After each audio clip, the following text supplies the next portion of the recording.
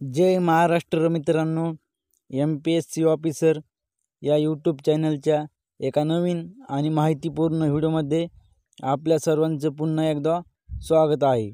तर आजच्या व्हिडिओमध्ये आपण 2024 या वर्षातील सर्व स्पर्धा परीक्षांसाठी माहितीपूर्ण असे चालू घडामोडीवर काही क्वेश्चन्स बघणार आहोत।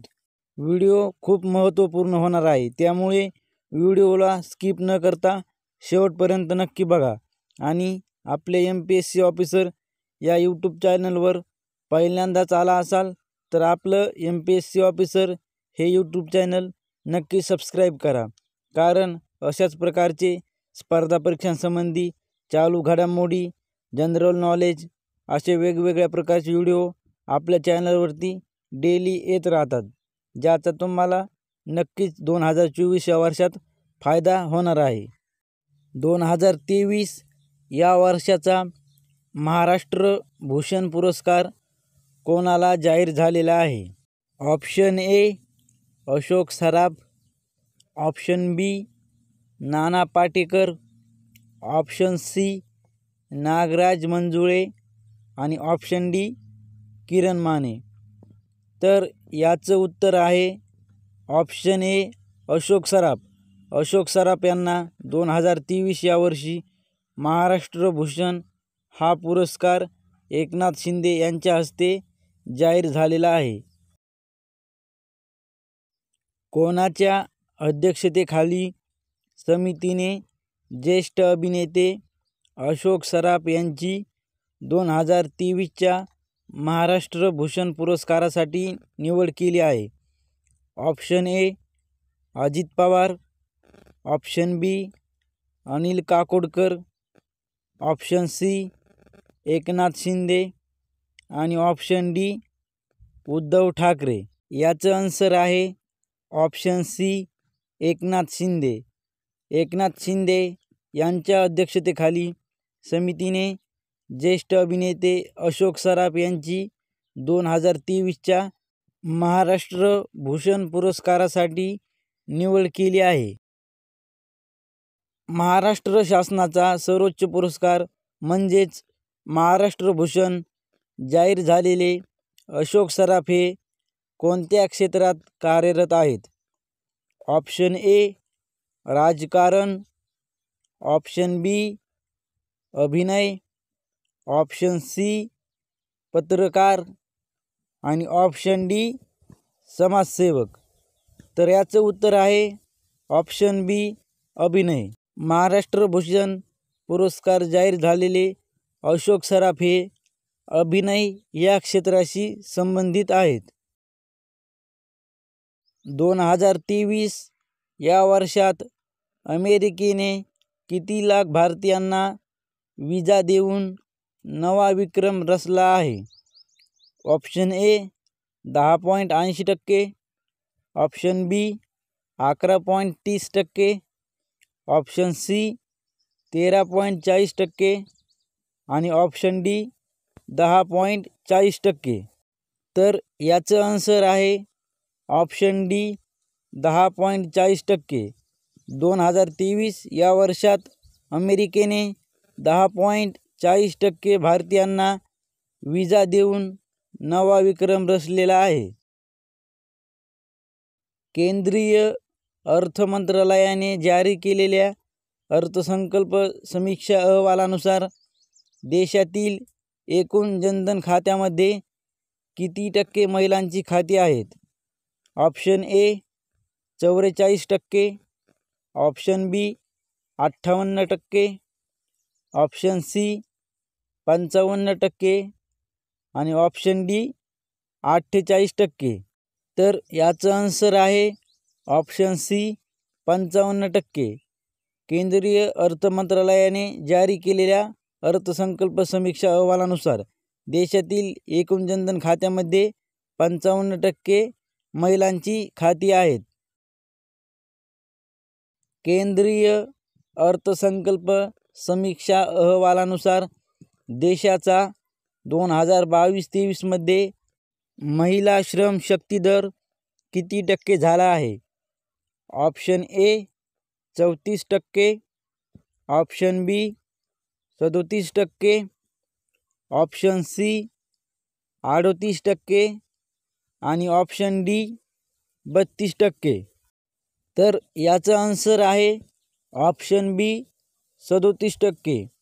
केंद्रीय अर्थसंकल्प समीक्षा अहवालानुसार देशाचा 2022-23 मध्ये महिला श्रमशक्ती दर 37% झालेला आहे. केंद्रीय अर्थसंकल्प समीक्षा अहवालानुसार देशातील लिंग गुणोत्तर प्रमाण 2022-23 मध्ये किती राहिले? Option A 966, option B 980, option C 921 आणि ऑप्शन डी 933. तर याचं आन्सर आहे ऑप्शन डी 933. केंद्रीय अर्थसंकल्प समीक्षा अहवालानुसार देशातील लिंग गुणोत्तर प्रमाण म्हणजेच पुरुषांमागे स्त्रियांचे प्रमाण 2022-23 मध्ये हे 1000 पुरुषांमागे 933 महिला एवढे राहिलेले होते. केंद्रीय अर्थसंकल्प समीक्षा अहवालानुसार देशातील माध्यमिक शिक्षण घेणाऱ्या मुलींचे प्रमाण किती टक्के झालेले आहे? Option A 58.2%, option B 55.6%, option C 57.8% आणि ऑप्शन डी 59.7%. तर याचा आन्सर आहे ऑप्शन ए 58.2%. केंद्रीय अर्थसंकल्प समीक्षा अहवालानुसार देशातील माध्यमिक शिक्षण घेणाऱ्या मुलींचे प्रमाण हे 58.2% एवढे आहे. केंद्रीय अर्थसंकल्प समीक्षा अहवालानुसार 2022-23 मध्ये देशात कृषी क्षेत्रात काम करणाऱ्या महिलांचे प्रमाण किती टक्के आहे? Option A 56.7%, option B 59.4%, option C 60.8% आणि ऑप्शन डी 58.9%. तर याचं आन्सर आहे ऑप्शन बी 59.4%. केंद्रीय अर्थसंकल्प समीक्षा अहवालानुसार 2022-23 मध्ये देशात कृषी क्षेत्रात काम करणाऱ्या महिलांचे प्रमाण हे 59.4% एवढे आहे. म्हणजेच ही आपल्या भारतासाठी खूप अभिमानाची गोष्ट आहे. महिला पण कोणत्याही क्षेत्रात कमी नाहीत. केंद्रीय अर्थसंकल्प समीक्षा अहवालानुसार 2030 पर्यंत भारताची अर्थव्यवस्था किती ट्रिलियन डॉलर होण्याचा अंदाज आहे? Option A 6 trillion dollar, option B 5 trillion dollar, option C 8 trillion dollar आणि ऑप्शन डी 7 ट्रिलियन डॉलर. तर याचा आन्सर आहे ऑप्शन डी 7 ट्रिलियन डॉलर. केंद्रीय अर्थसंकल्प समीक्षा अहवालानुसार 2023 पर्यंत भारताची अर्थव्यवस्था 7 ट्रिलियन डॉलर होण्याचा अंदाज लावला गेलेला आहे. तर ही पण एक आनंदाची गोष्ट आहे. ट्रान्सपरन्सी इंटरनॅशनलने जाहीर केलेल्या 2023 वर्षांतील जगातील 180 भ्रष्टाचारी देशांच्या यादीत भारत कितव्या क्रमांकावर आहे? Option A 95, option B 98, option C 93 आणि ऑप्शन डी 90. तर याचा आन्सर आहे ऑप्शन सी 93. तर ट्रान्सपरन्सी इंटरनॅशनलने जाहीर केलेल्या 2023 वर्षातील जगातील 180 भ्रष्टाचारी देशांच्या यादीत भारताचे स्थान हे 93व्या क्रमांकावर आहे. तर ही भारतासाठी अत्यंत गंभीर गोष्ट आहे.